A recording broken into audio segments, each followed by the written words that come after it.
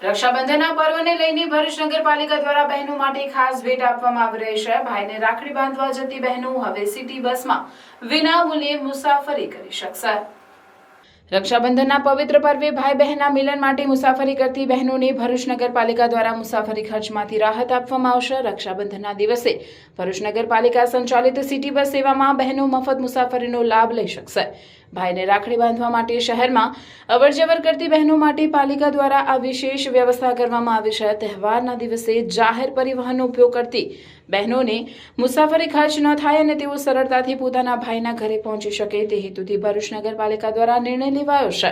મહત્વનું છે કે ભરૂચ નગરપાલિકા દ્વારા ગત વર્ષે પણ રક્ષાબંધનના પર્વે બહેનો માટે સિટી બસમાં નિઃશુલ્ક મુસાફરીની સુવિધા આપવામાં આવી હતી। ગત વર્ષે આશરે 1000 બહેનોએ આ સુવિધાનો લાભ લીધો હતો।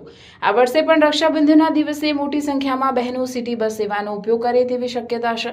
પાલિકાના નિર્ણયથી તહેવારના દિવસે બહેનોને મુસાફરી ખર્ચમાં સીધી રાહત મળશે।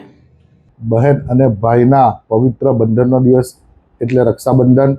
બહેન ભાઈની રક્ષાની પ્રાર્થના કરવા માટે દૂર દૂર સુધી મુસાફરી કરતી હોય તો ભરૂચ જિલ્લાની બહેનો માટે ભરૂચ નગરપાલિકા દ્વારા નિઃશુલ્ક મુસાફરી રાખી છે। બહેનો અને 15 વર્ષથી ઓછા ઉંમરના બાળકો માટે નગરપાલિકા તરફથી આ બહેનોને ભેટ આપવામાં આવી રહી છે। આપ સૌ બહેનોને રક્ષાબંધનની શુભકામનાઓ। ભારત માતા કી જય। જય જય ગરવી ગુજરાત।